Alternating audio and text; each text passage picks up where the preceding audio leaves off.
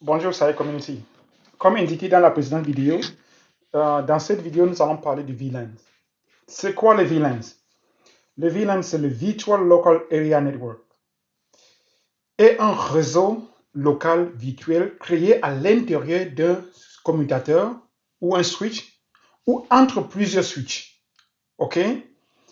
Ça veut dire, ici, dès que vous voyez là, Sadio, Fatima, Moussa et Josiane connectés sur le même switch. OK? Pourquoi est-ce qu'on veut créer les VLAN? Parlons des objectifs, de la raison pour laquelle nous créons le VLAN. Hein? Prenons une simple raison. Il y a plusieurs raisons, on peut énumérer peut-être même 4 ou 5 raisons. Prenons la première raison. Nous avons constaté dans la précédente vidéo, que vous allez voir affiché là quelque part, que en parlant du app, si Sadio veut communiquer avec Fatima, il faudrait que Sadio sache où se trouve cette Fatima. Sadio connaissant l'adresse IP de Fatima avec le MAC adresse, parce que déterminer si je suis dans le même sous-réseau avec mon interlocuteur, l'ordinateur se base sur le MAC adresse pour déterminer si nous sommes dans le même sous-réseau. Étant donné qu'ils sont dans le même sous-réseau, qu'est-ce qu'il a en plus besoin? Il a besoin de la MAC adresse de Fatima, de sa location, avant d'envoyer les frames. OK? Mais quand Sadio, n'ayant pas ces informations, qu'est-ce qu'il fait?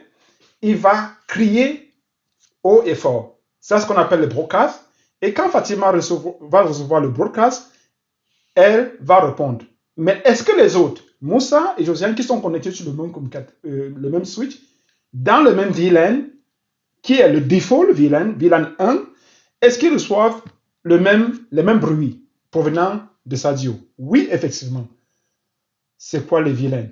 Le VLAN, c'est pour empêcher que si une salle se met à brûler, que la salle à côté brûle aussi. Ça veut dire, ces cris de Sadio ne seront plus perçus par Moussa et Josiane si nous introduisons Moussa et Josiane dans un différent VLAN. Et voyez un peu comme dans votre maison, vous avez la cuisine et les chambres. Peux-tu chercher tes chaussures à la cuisine? Non, pas. Tes chaussures sont dans une salle, si tu as une buanderie, une salle pour t'habiller, c'est dans cette salle-là. OK? Ça veut dire, en créant les VLAN, nous allons procéder à ce qu'on appelle la segmentation du réseau. Et ceci augmente le côté sécuritaire. Si nous créons, par exemple ici, le VLAN 10, dans lequel se trouvent les utilisateurs qui sont dans le département marketing, ça veut dire quand un utilisateur est dans ce VLAN, automatiquement, il appartient à ce département-là. OK?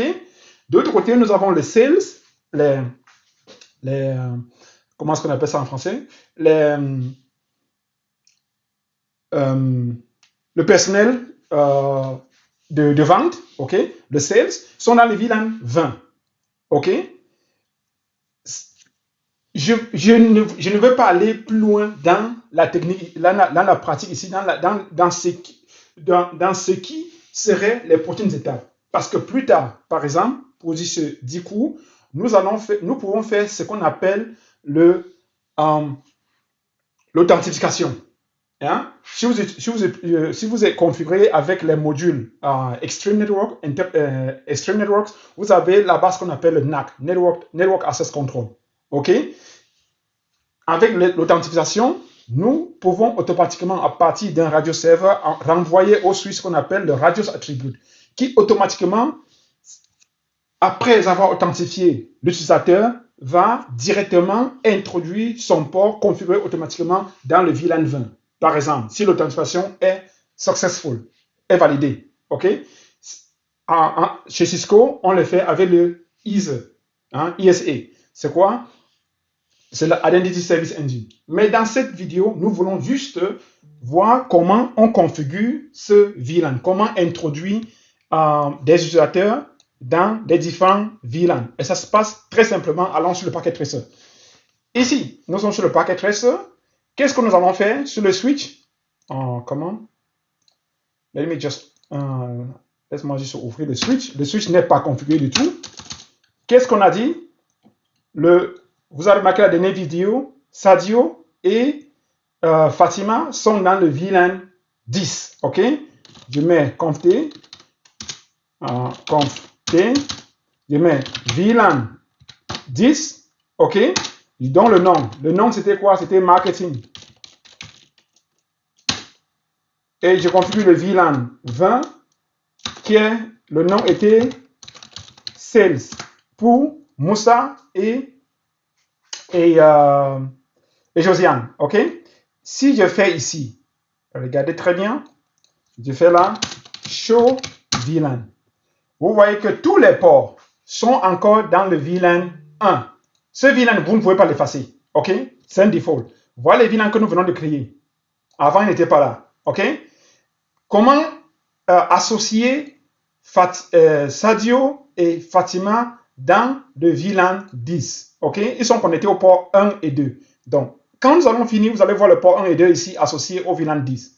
Et par la suite, nous allons voir le port, c'est quel port? Le 3 et le 4 associés au VLAN 20. OK? C'est notre objectif. Ça veut dire, je mets la compter, interface range, je vais prendre le range, puisque les deux ports, face 0, 1 à 2. Je dis switch port mode access, switch port access VLAN 10, do show VLAN.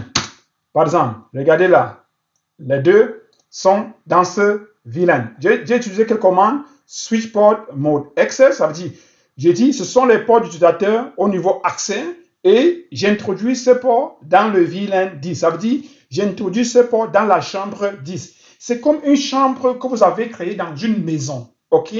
Mais cette chambre n'a pas les murs érigés tels que physiquement. Les murs sont virtuels. Ça veut dire, à tout moment, il peut venir et effacer aussi ce VLAN-là. OK? La même chose, je fais pour Moussa. Et de 3 à 4, interface range 3 à 4, switch port mode access, switch port access VLAN en 20. Ça c'est pour Moussa et Josiane. Do show VLAN. Regardez là. PEM sont dans le même VLAN. Est-ce que ces utilisateurs peuvent continuer à communiquer ensemble? Remarquez ici qu'on n'a rien changé. C'est juste la seule configuration que nous avons appliquée sur le switch. Mais avant ça, Moussa, Sadio pouvait communiquer avec Fatima. Et Moussa pouvait communiquer avec Josiane. Est-ce que tel est encore le cas? Effectivement, tel doit être le cas. Sinon, ça fait 268.10.2 pour joindre Fatima. OK? Vous voyez, la communication est toujours là. Est-ce que Moussa, Sadio peut joindre Moussa? Normalement, non. Hein? Parce qu'ils sont dans les sous-réseaux différents. Ils sont dans les sous-réseaux différents. Même s'ils étaient dans le même, mais s'ils étaient dans le même sous-réseau, question. S'ils étaient dans le même sous-réseau, est-ce que Sadio qui se trouve dans le VLAN 10 peut joindre Moussa qui se trouve dans le VLAN 20? Non. La réponse est non. Tant que nous sommes connectés sur un switch de niveau 2. Si nous étions connectés sur un switch de niveau 3, où la connexion finissait sur un routeur, on pouvait faire le routage. OK? Nous allons voir cela dans une prochaine vidéo. Mais pour l'instant, nous constatons là que Sadio peut joindre Fatima et Moussa peut joindre Josiane, 192.168.20.2. Ça, c'est l'adresse IP de Josiane. Et le fonctionnement, comment Moussa arrive à joindre Josiane en termes du ARP, OK, Address Resolution Protocol. Vous pouvez regarder encore la vidéo précédente. Hein, j'ai fait 2 vidéos sur la notion de ARP. Vous pouvez regarder. Vous avez des questions, posez des questions. Ces bases, c'est très important de comprendre ces bases. OK? Parce que ça vous permet d'évoluer. Au fur et à mesure, vous allez voir que notre topologie va grandir. Hein? Par la suite, on pourra y introduire un deuxième switch. Et là, il faut remarquer ce qui va se passer dans le inter-switch link, donc la connexion entre les deux switches. La configuration sera différente afin de permettre que la chambre 10 que vous avez créée sur ce switch soit aussi disponible sur le deuxième switch, ainsi de suite. OK? Très simple. Ne vous laissez pas décourager, les amis. Asseyez-vous, concentrez-vous, et si vous voulez être meilleur, ne travaillez pas seulement 8 heures la journée. Vous devez bosser plus. 8 heures ne suffit pas. 9 heures ne suffit pas. OK? Tout le monde passe par là. Nous passons tous par là. Alors, big up. À la prochaine vidéo.